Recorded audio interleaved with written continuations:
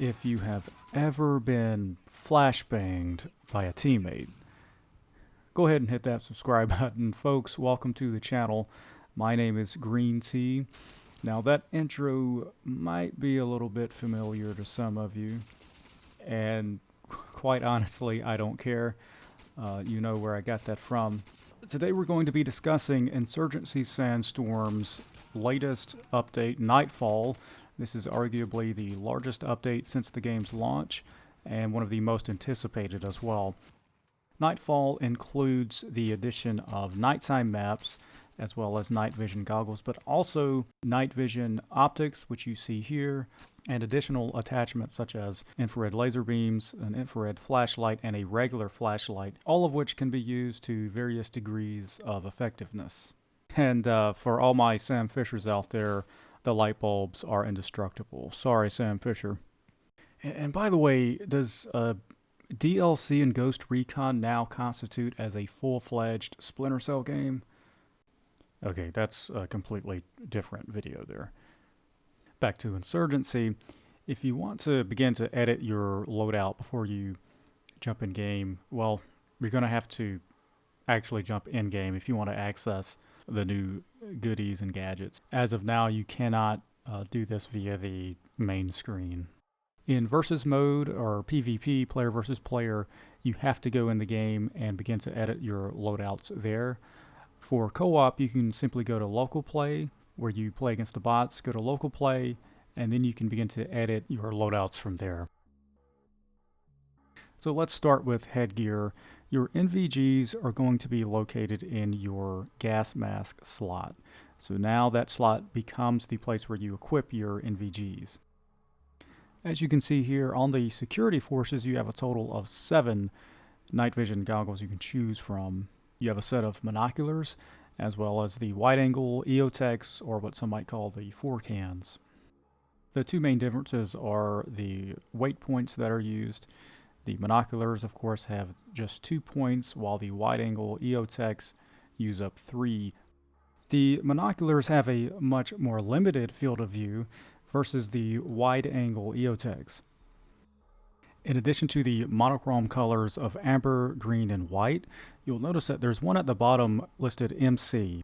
MC stands for multicolor. It's really cool. It allows you to see the full spectrum of color at night, and it's based off of some real emerging technology.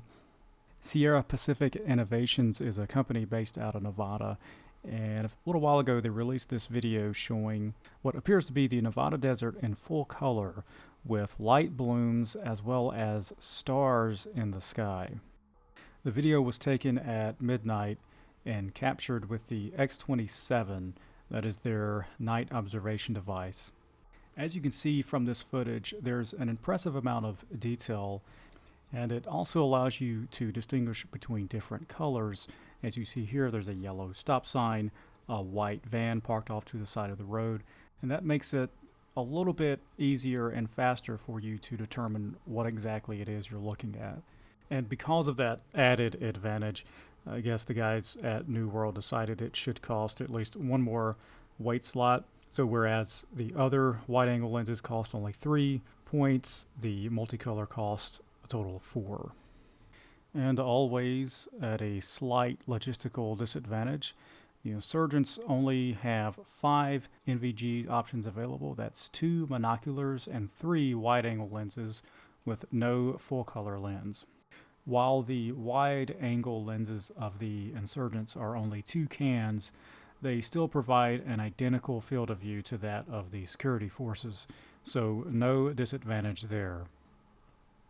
One question is, which color NVG is the best? The amber, which to me looks like somebody took piss in 2 wide-mouth Gatorade bottles and stuck them over your NVGs, strains my eyes a little bit, whereas the green and white phosphorus are easier to look at for longer periods of time.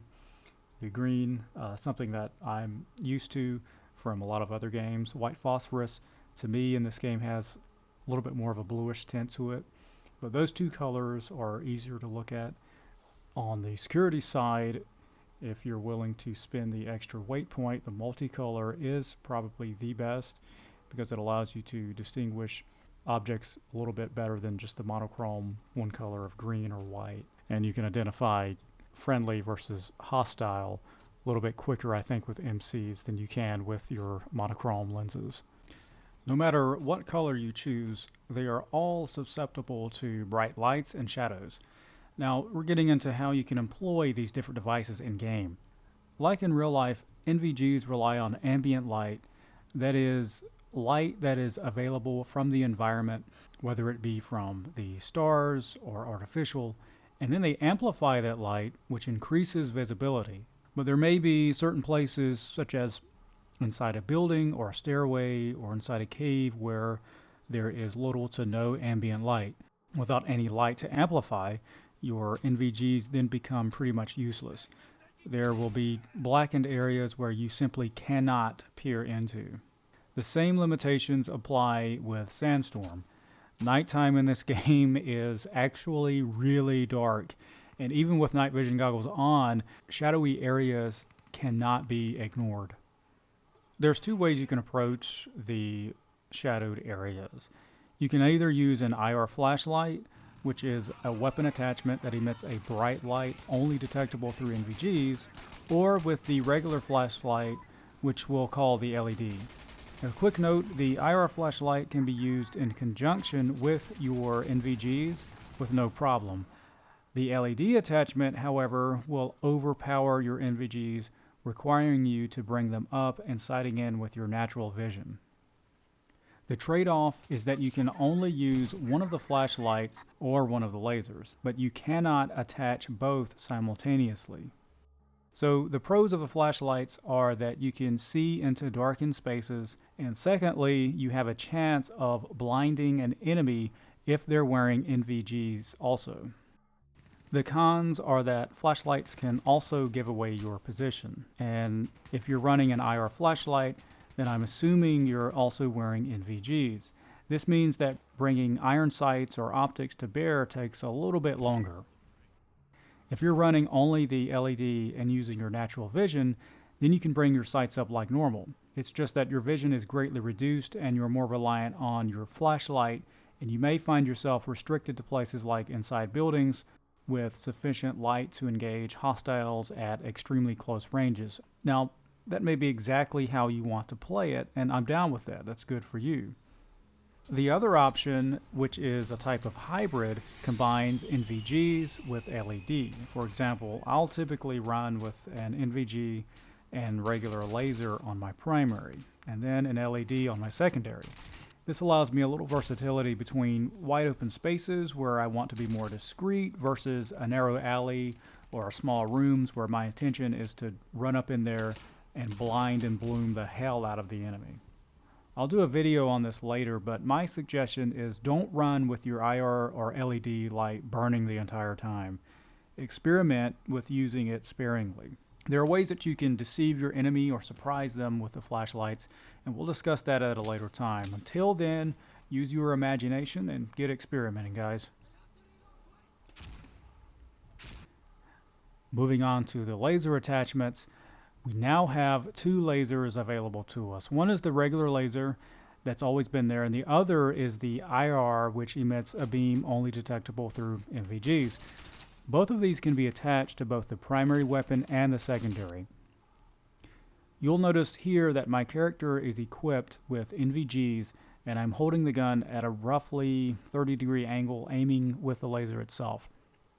This wasn't immediately apparent to me, but if you want your operator to aim with the laser beam, you'll need to equip that feature as an attachment. The attachment is called NVG point shooting. It costs 0 weight points, and you can do this on both your primary and secondary. Just be mindful that if you're like me and accidentally mix up your kits, to turn this off when you're running a flashlight. When NVG point shooting is attached, it will aim the gun as though there is a laser attached anytime your NVGs are up.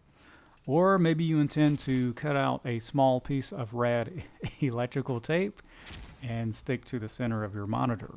The best of both worlds. The biggest advantage of the laser attachments is that they allow for much faster target acquisition. You can almost instantly bring your weapon to bear. The recoil is dependent upon the weapon, but is about the same as with sighting in regularly with iron sights or optics. The disadvantage of the lasers is that they can give away your position, especially the IR laser, as it emits an infinite beam that can be traced all the way back to you. The original laser is invisible until its dot shows up on whatever it is it's being pointed at, and if an enemy player has good situational awareness, he can trace that red dot back to the general direction of where it's originating. Now, as with the flashlight attachments, your lasers can also be used to employ deception tactics and lures for the enemy. Also, the IR lasers, if shined directly at an enemy, can bloom out their goggles, so there is a surprise effect there. We'll cover that in another video. And now we're going to go to the night scope. What I can say initially is that its effectiveness is dependent upon how you use it and with what accompanying attachments. For example, we go back to the hybrid analogy. If you're running NVGs with the night scope by itself, that's not going to be very effective. First, when sighting in with night vision on, the image of the scope is blown out. Therefore, in order to use it, you have to raise your NVGs up, and that kind of defeats the whole purpose. If you're using it with a laser, then you'll have more versatility. You can engage targets close in, and once you've found a good position where you're concealed well enough, then the night scope's advantage really comes out. Now, you might be saying, well, why can't I just run a 4-power optic and forget the night scope? Well, you can do that and achieve the same result, except that you may lose some of that versatility with closer engagements, hence the reason for the laser attachment. The night scope is really an attachment of opportunity. I found myself engaging the enemy in close quarters, but suddenly I'm in a spot where, gosh, it'd be really nice to have a little bit more range. This is what the night scope does, and this is its strong point. I'll go more in depth on the night scope and how to employ it in a later video, which will include positioning, angles, and light. With all that said, I'm really enjoying the new game mode. New World, you guys have done a great job. I've spent way too much time on this game. One issue that I ran into, however, and it may just be me, but it's this crazy screen glitch that I ran into while running NVGs. And so far, it's only happened on the amber and green NVGs, and it's very, very rare that I've gotten it, but it is an issue and something that I wanted to bring up. If you've experienced the same glitch or any other issues with the Nightfall update, please leave a comment below. And also comment if you're enjoying the game and what do you like most about it so far. That about does it for this first video of the series. If you like this video, hit that subscribe button and highlight the little bell icon so you can be notified immediately when I post another video. Our Best Communication Award goes to Roach. You got a sniper about southeast. God, I can't fucking. Until next time, guys, stay frosty.